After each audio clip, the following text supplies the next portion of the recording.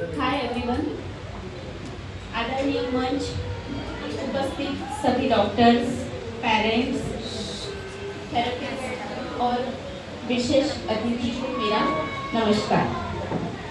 आज का दिन हम सभी के लिए एक विशेष और संवेदनशील दिन है, क्योंकि आज हम उस विषय पर एकजुट हुए हैं कि जो हमारे जिंदगी के बहुत ही करीब है, और वो है ऑटिज्म।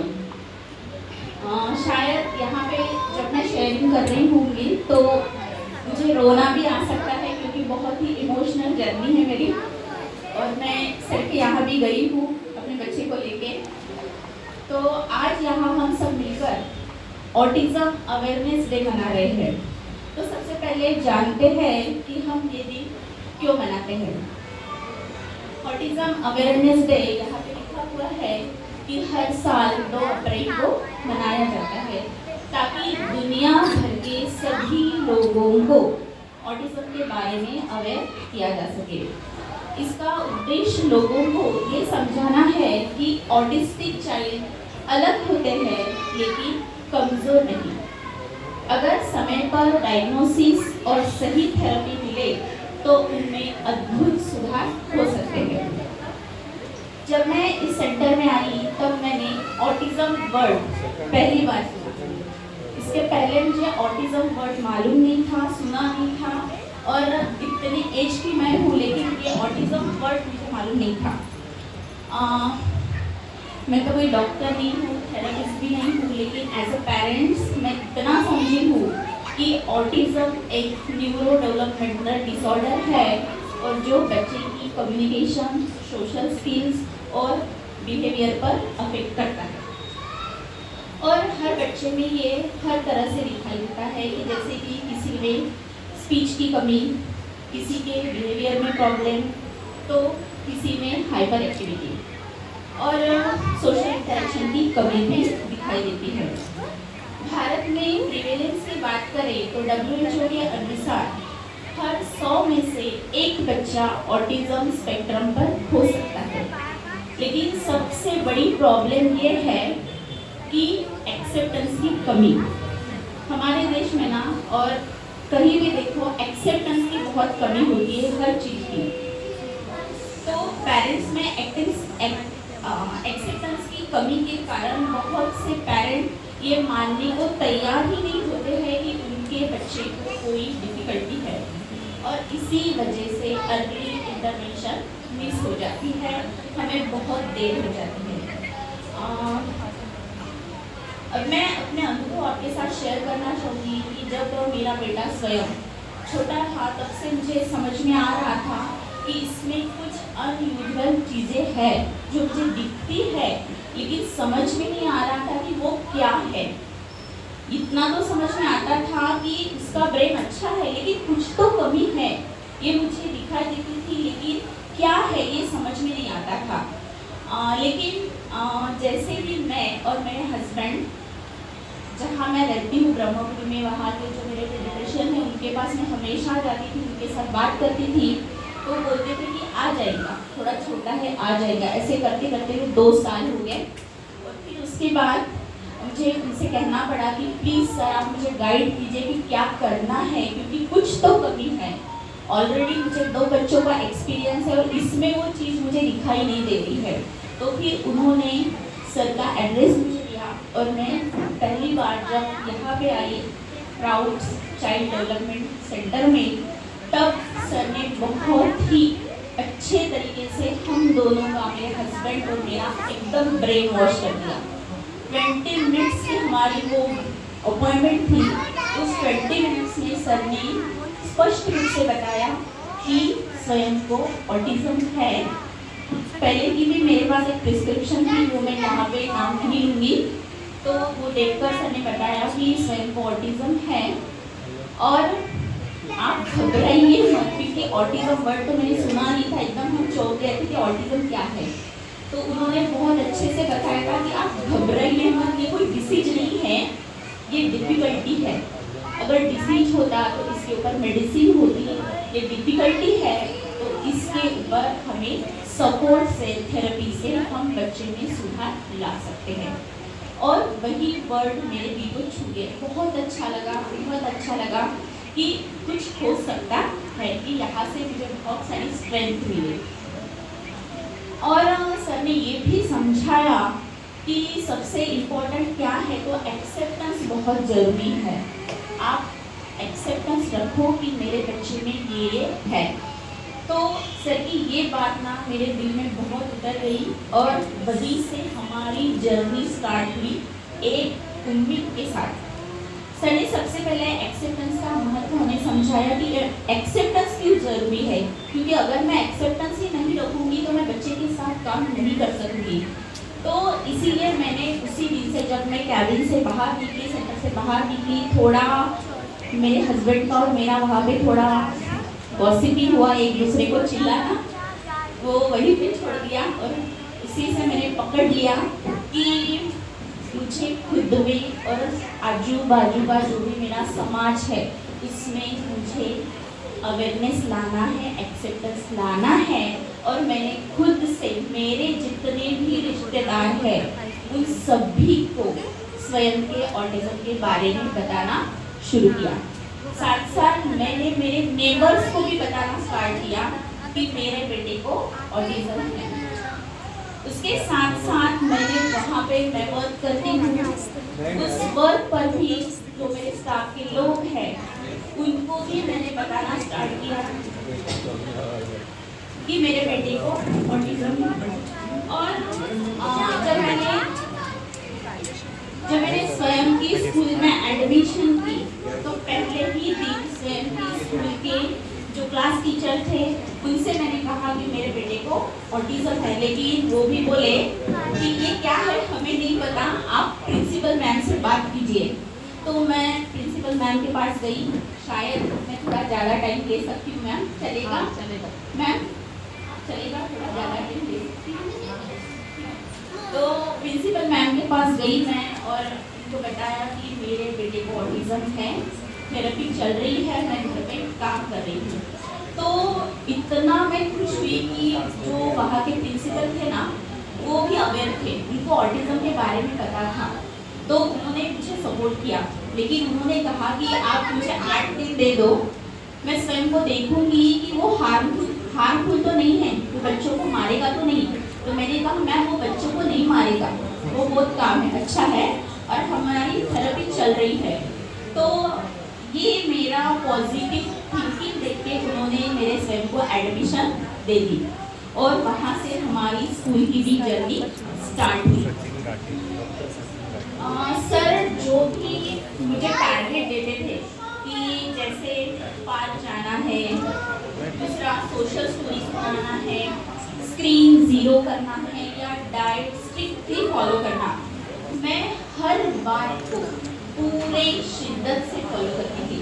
मैं एक भी नहीं छोड़ती थी, जो जो सर मुझे बताते थे हर एक फॉलोअप में वो मैं सब कुछ फॉलो करती थी। साथ साथ थेरेपी की कंसिस्टेंसी और रेगुलरिटी ही मेरे सबसे बड़े हथियार थे, क्योंकि सर ने मुझे बताया था कि रेगुलरिटी और कंसिस्टेंसी बहुत ही इम्पोर्टेंट है इस जर्नी में। तो वो मैंने हथियार कभी छोड़े नहीं अपने, वो अपने साथ रखेगी। मुझे रेगुलरिटी और कंसिस्टेंसी मेरे थेरेपी में रखनी ही है। नागपुर में मैं 2 महीने रुकी।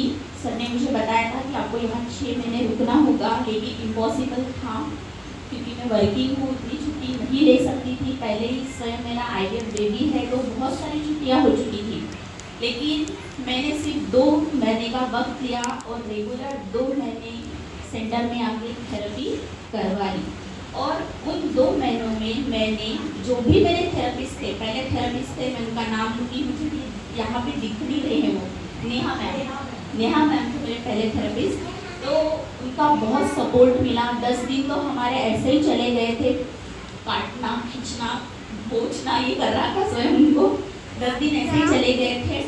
और साथ साथ दीपा मैम थे, मैं राखी मैम का भी नाम लूँगी। तो 2 महीने मैं यहाँ पे रुकी और यहीं से मैंने सेंटर से ही सीखना स्टार्ट किया कि थेरेपी कैसे करवानी है। देख के मैं अंदर बैठती थी थेरेपिस्ट के पास में, बाहर नहीं बैठती थी, मैं अंदर बैठती थी। और जो भी मेरे थेरेपिस्ट थे ना, उनको मैं पूछती थी कि ये आप ले रहे हो, इससे क्या होगा, इससे क्या बेनिफिट मिलेंगे मेरे बेटे को। ये मैं वहाँ से सीखती थी, ब्रेन में रखती थी कि ये करने से ये होने वाला है। तो एक रूटीन, एक शेड्यूल मैंने बना लिया था और कंसिस्टेंसी रखी थी। और सर ने भी मुझे कहा था कि अगर हम 6 साल तक पूरी लगन से बच्चे के साथ काम करेंगे तो डिफ़िकल्टी कम होती जाएगी। तो मेरा बच्चा जब मैं यहाँ पे आई थी स्वयं 2 साल का था, 2 साल का था और सर ने कहा था 6 साल तक हेल्प करनी है, तो मेरे पास 4 साल थे। तो मैंने वहीं से अपने मन में पूरा विश्वास कर लिया था कि मैं 5 साल के अंदर मेरे बच्चे को यहाँ से बाहर लाऊंगी, ये मेरी कोशिश रहेगी। तो और सर ने ये भी कहा था कि ये डिफ़िकल्टी है, हेल्प करने से हम एकदम इतना बड़ा तो अचीव नहीं कर सकते, लेकिन नज़दीक तो जा सकते हैं। ये बहुत बड़ा मोटिवेशन मुझे उस दिन मिला था और मैंने उसी बात को पकड़ लिया था और खुद को मैं हमेशा मोटिवेट रखती थी कि मेरे पास इतने साल है, कम नहीं है, बहुत साल है मेरे पास, इतने साल में मैं कर सकती हूँ। तो सर एंड मैम का भी मैं कहूँगी कि जब भी मैं कैबिन में जाती थी और बोलती थी सर के साथ, मैम के साथ स्वयं के बारे में कि अभी जैसे हमारी थेरेपी चल रही है तो आधे घंटे की हमारी थेरेपी होती थी, तो मैं हमेशा बोलती थी कि 1 घंटा करवा लेते हैं क्योंकि मेरे पास 2 महीने का टाइम है, उतना टाइम फिर मुझे जाना है। तो सर बहुत ही स्पष्ट रूप से बोलते थे कि नहीं, अभी उसकी उतनी कैपेसिटी नहीं है कि वो 1 घंटा कर सके, आपके पैसे वेस्ट जाएंगे। जब भी ग्रुप थेरेपी का होता था तो मुझे लगता था कि मेरे बेटे ने भी ग्रुप थेरेपी में आना चाहिए। वो भी मैं सर से बोलती थी, सर बोलते थे कि नहीं, सही समय जब आएगा तब मैं खुद से बताऊंगा कि कब ग्रुप थेरेपी करवानी है। तो इन चीज़ों ने ना मुझे बहुत अच्छा महसूस हुआ कि यहाँ पे बिजनेस नहीं चलता है, यहाँ पे एक सपोर्ट मिलता है, पॉजिटिव सपोर्ट मिलता है, बहुत अच्छा लगा वो। और सर जो भी कहते थे मैं उसी दिशा में अपना काम करती थी। जैसे उन्होंने कहा, पहले बहुत अच्छे से समझाया था, बहुत डिबेट पहुँच हुआ था, अभी भी मुझे वो दिन याद है फर्स्ट अपॉइंटमेंट का, कि मेरा पहला मोटो था कि स्वयं बोलता नहीं है। ज़्यादातर पेरेंट्स का वही होता है, बाकी चीज़ों की तरफ कम ध्यान होता है, पहले ध्यान जाता है स्पीच के ऊपर ही। तो यही मेरा पहला प्रॉब्लम था कि वो बोलता नहीं है। तो सर ने कहा कि बोलेगा, लेकिन सबसे पहले हमें हाइपर एक्टिविटी पे काम करना है, उसके सिटिंग पे काम करना है, बाद में हम स्पीच का देखेंगे। जब सही समय आएगा तब हम स्पीच पर काम करेंगे। और मैंने फिर अपने दिमाग में ये ठान लिया कि सर जो बोल रहे हैं उसी दिशा से मुझे काम करना है, कोई जल्दबाजी नहीं करनी है। मेरे पास और से 3 साल है, स्वयं अभी 2 साल का है। तो इस तरह मैंने बिना जल्दबाजी किए पूरे फोकस के साथ वर्क करना स्टार्ट किया। मैं आज इस मंच पर एक माँ के रूप में खड़ी हूँ, एक ऐसी माँ जिसकी जर्नी आसान नहीं थी, लेकिन उम्मीद से बड़ी भरपूर थी। बहुत उम्मीद थी मेरी जर्नी में। और मैं एक वर्किंग वुमन हूँ और मेरे बेटे को ऑटिज्म है। एक समय था जब स्वयं ना बिल्कुल भी रिस्पॉन्ड नहीं करता था। सर को पता होगा, 1 मिनट भी वो बैठता नहीं था, 1 मिनट भी कैबिन में नहीं बैठता था। उसके पापा उसको बाहर लेके जाते थे, मेरा कन्वर्सेशन होता था सर के साथ, तो वो रिस्पॉन्ड नहीं करता था। No eye contact, no understanding, no speech, एकदम टोटल जीरो, कुछ भी नहीं था स्वयं में, कुछ नहीं समझता था। और उस समय मेरे मन में ना सबसे बड़ा क्वेश्चन यही रहता था कि मेरे बेटे का, मेरे स्वयं का फ्यूचर क्या होगा। और मैं गूगल पर सबकी तरह सर्च करती थी कि स्वयं का फ्यूचर क्या होगा, क्या रहेगा। तो वो देख के ना मन बहुत घबराता था, डर लगता था कि क्या होगा, क्योंकि लास्ट स्टेज ही बता देते थे स्पेशल स्कूल में डालना पड़ेगा, ये सब कुछ। तो इसमें ना मेरा जो बेटा है बड़ा वाला, उसने मुझे कहा कि मम्मी ये गूगल पे सर्च मत करो, तुम्हें खांसी भी होगी ना तो लास्ट में बता देगा, छोड़ दो।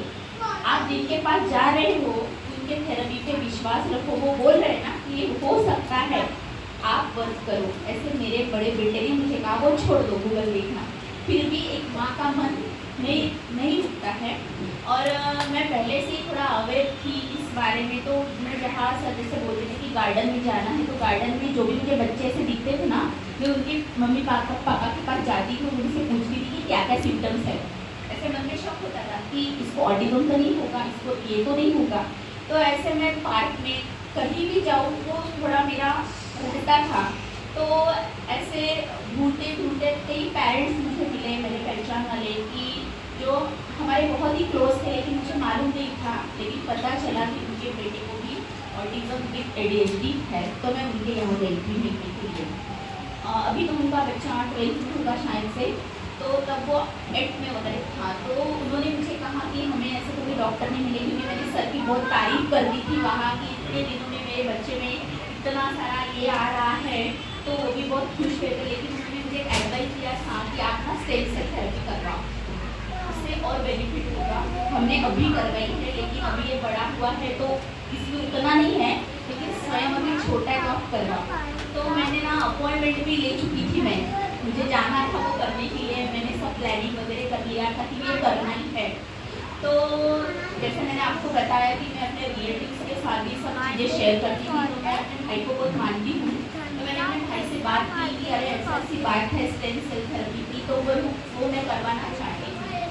तो मेरे भाई ने एक बात कही मुझसे और मेरी सोच बदल दी कि देखो स्वयं बहुत छोटा है, और सर जो बोल रहे हैं ना वो पूरी ईमानदारी से, तू 1 साल कर, तो ईमानदारी से कर, जितना बोल रहे ना उतना तू ईमानदारी से कर, और अगर फायदा नहीं हुआ ना तो मैं खुद तेरे साथ वहाँ पे आऊँगा स्टेम सेल थेरेपी के लिए।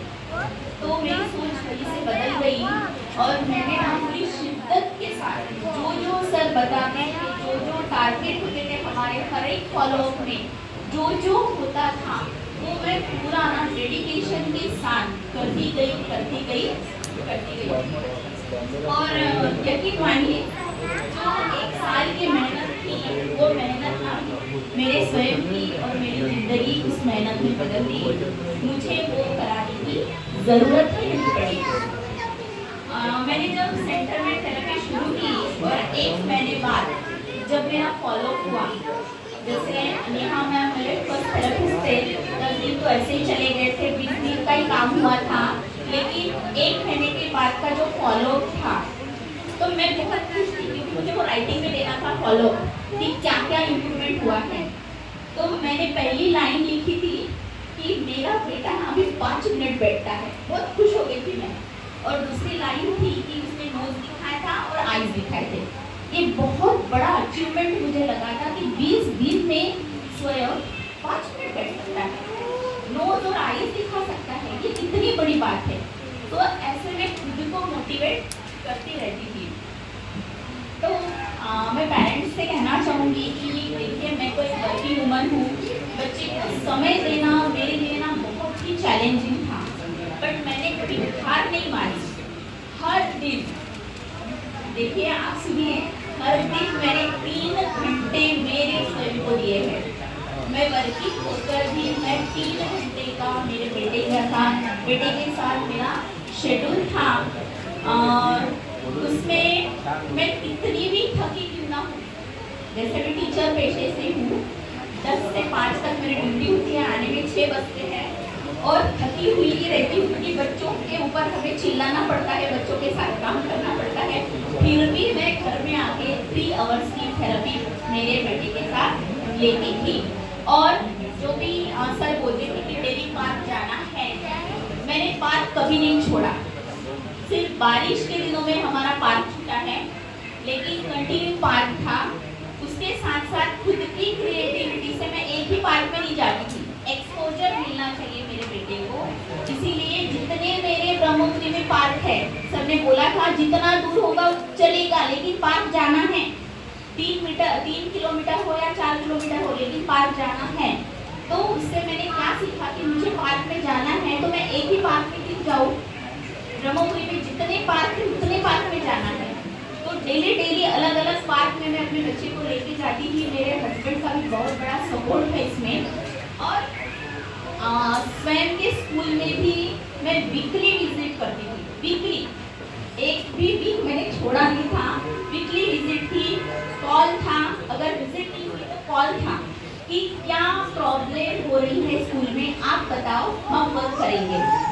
अगर आप बताएंगे नहीं तो मैं वर्क कैसे करूँगी। और कभी कभी जो भी बताते थे ना, राखी मैम को मालूम है, मैं उनको कॉल करती थी, अभी ऐसे से हो रहा है स्कूल में, क्या करूँ, है ना। तो ऐसे बातें होती थी, तो ये मेरे रूटीन का सब हिस्सा बन गया था। हर बार फॉलो अप पर मैं सर से पूछती थी, क्या स्वयं में रिकवरी तो होगी ना। और उनका जवाब एक ही होता था, इम्प्रूवमेंट होगा। तो मैं सोच में पड़ती थी कि सर रिकवरी क्यों नहीं बोलते हैं, इम्प्रूवमेंट क्यों बोलते हैं। तो ये मेरे हस्बैंड के साथ मैं डिस्कस करती थी कि सर रिकवरी क्यों नहीं बोलते, इम्प्रूवमेंट क्यों बोलते, क्या कारण है इसका। तो बेटे ने तो कहा था कि गूगल पे सर्च नहीं करना है, लेकिन फिर भी मैंने वो सर्च किया था कि रिकवरी और इम्प्रूवमेंट में क्या फर्क है। तो फर्क मुझे ये समझ में आया कि रिकवरी एक डेस्टिनेशन है और इम्प्रूवमेंट एक जर्नी है, और वो बेहद ही खूबसूरत होती है अगर हम कोशिश करें और दिल से वो जिए तो खूबसूरत होती है। ये मुझे फर्क समझ में आया।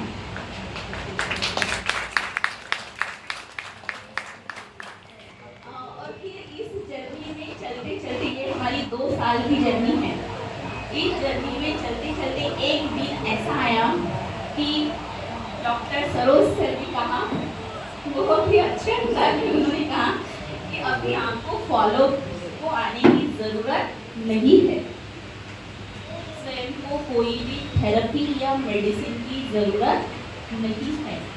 वो पल ना मेरे लिए बहुत ही इमोशनल था, बहुत ही इमोशनल पल था। मैं बहुत खुश हुई थी अंदर से कि मेरी जो मेहनत थी वो रंग लाई। मैं कैबिन से बाहर निकली थी और स्वयं का गला पकड़ के बहुत रोई थी, बहुत खुश हुई थी, क्योंकि जब मैं यहाँ आई थी तब 2021 में आई थी, मार्च के 2021 में आई थी, अभी भी पूरे डेट्स मुझे मालूम है। और अक्टूबर के 2023 में सर ने मुझे कहा था कि अभी थेरेपी की ज़रूरत नहीं है, मेडिसिन की ज़रूरत नहीं है, ही इज़ फाइन। ये मेरे लिए बहुत ही इमोशनल पल था, मैं बहुत रोई थी, बहुत खुश भी हुई थी। तो पेरेंट्स, अगर हम सही दिशा में पूरी मेहनत से काम करें तो इम्प्रूवमेंट पॉसिबल है, ये मैं मानती हूँ और वो मैंने करके दिखाया, इम्प्रूवमेंट पॉसिबल है। अब मेरा बेटा स्वयं ना बहुत बोलता है, मुझे उसको बोलना पड़ता है चुप बैठो, ज़्यादा नहीं बोलना, इतने क्वेश्चन पूछता है, रिकॉलिंग करता है, उसके स्कूल से मुझे फ़ोन आता है, अभी स्वयं ये बताने वाला है, इतने डरते हैं उससे कि वो बताता है नाम अभी का, ऐसे ऐसे हुआ है, ऐसे ऐसे होगा, स्कूल से फोन पहले आता है कि ऐसे बताने वाला है। इतना सारा उसमें इम्प्रूवमेंट हुआ है और बहुत कुछ सीखता है, वो अपनी पसंद नापसंद सब कुछ जाहिर करता है। ऐसे उसे देख के ना किसी को लगता नहीं है कि इसको ये प्रॉब्लम होती होगी। इतना हेड बैंगिंग था, इतना सर पटकता था, मैं सर से बोलती थी इतना सर पटकता है कैसे करूँ, सर बोलते थे इग्नोर करो, भूख लग रही था तो आप इग्नोर करो, तो वैसे मैंने इग्नोर करना स्टार्ट कर दिया था, अपने आप उसका हेड बैंगिंग बंद हो गया था। ऐसे बहुत सारे स्ट्रगलिंग पॉइंट थे जर्नी में हमारे। तो इस तरह का स्वयं का भी इम्प्रूवमेंट है, बहुत सारा वो अचीव करता है। यानी मेरे हिसाब से अभी अगर उसके एज के बच्चे को देखेंगे तो थोड़ा आगे ही है, लेकिन मेरे हिसाब से मैं बहुत सेटिस्फाइड हूँ कि मेरे बच्चे को इतना आता है, बहुत सेटिस्फाइड हूँ। और अभी मैं पूरे दिल से कहना चाहूँगी और कहती भी हूँ कि ये जो हम इतना पीसफुल लाइफ, इतना हैप्पी लाइफ जो जी रहे हैं ना, इसका पूरा क्रेडिट प्राउड सेंटर का है और यहाँ के शानदार थेरेपी का।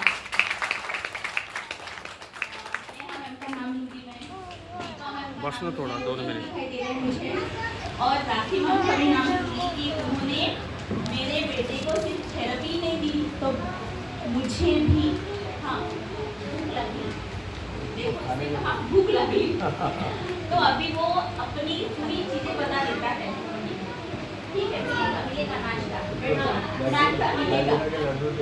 तो उन्होंने ना नेहा मैम, जैसे राखी मैम, दीपा मैम, इन्होंने मेरे बेटे को सिर्फ थेरेपी नहीं दी तो बल्कि मुझे ना एक होपफुल मदर बनने में भी बहुत हेल्प की है, बहुत हेल्प की है। मैं कभी उनको भूल नहीं सकती।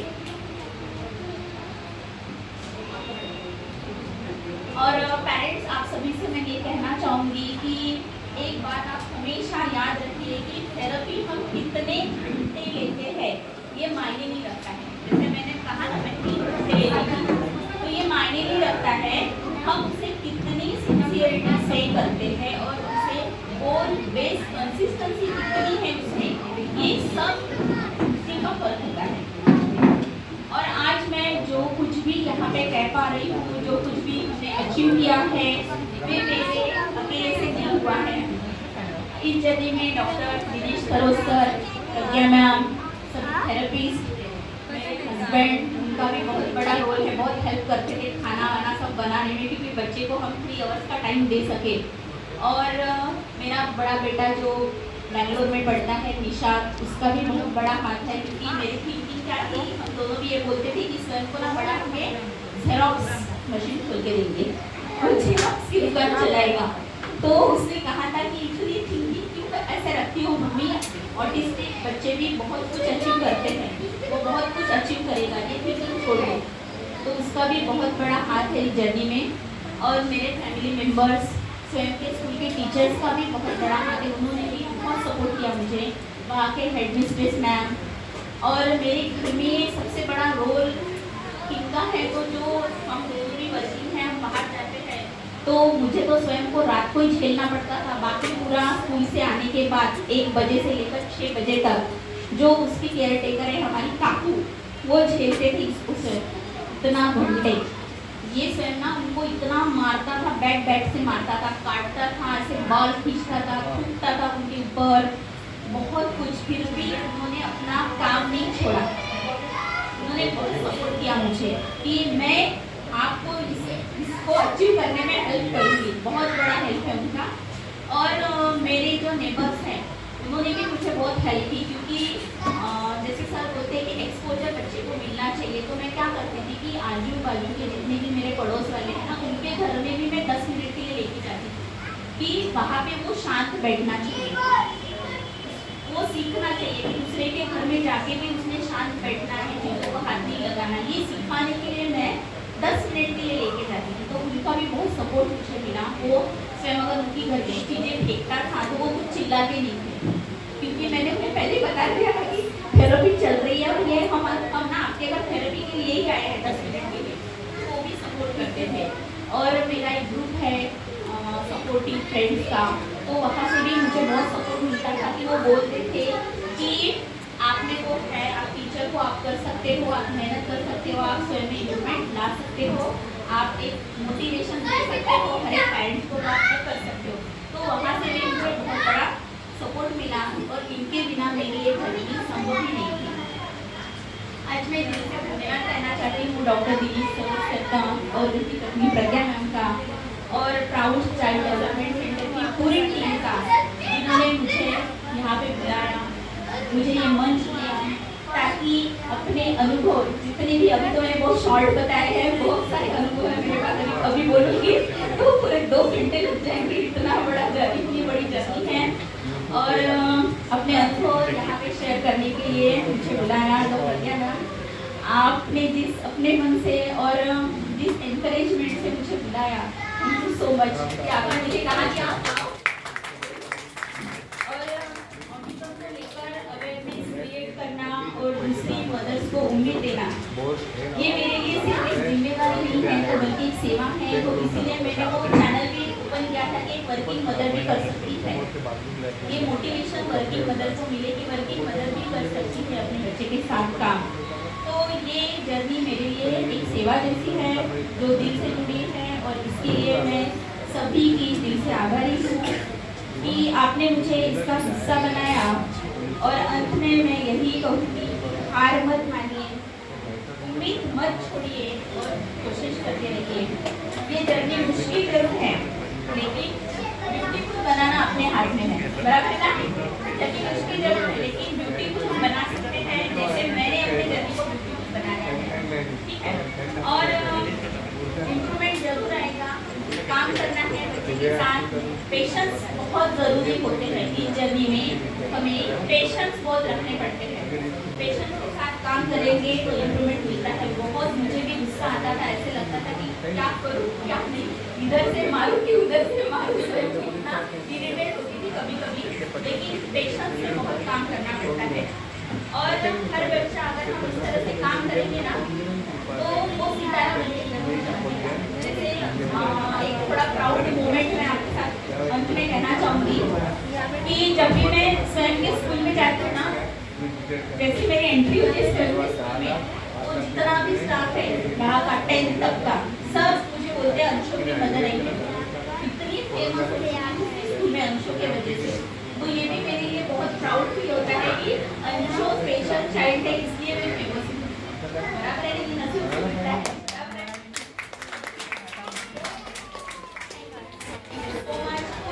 अंत में हरिवंश राय बच्चन की कुछ पंक्तियाँ आपसे शेयर करना चाहूँगी।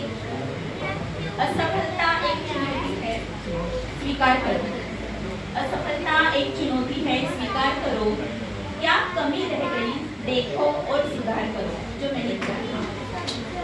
जब तक न सफल हो नींद चैन को त्यागो तुम, जब तक न सफल हो नींद चैन को त्यागो तुम, संघर्ष का मैदान छोड़ मत भागो तुम। बहुत बार ना हम मदर गिव अप करते हैं, बच्चा करता नहीं है, गिव अप कर दिया, तो ऐसे छोड़ के भागना नहीं है। संघर्ष का मैदान छोड़ मत भागो तुम, कुछ किए बिना ही जय जयकार नहीं होती, कुछ किए बिना ही जय जयकार नहीं होती। कोशिश करने वालों की कभी हार नहीं, कोशिश करने वालों की कभी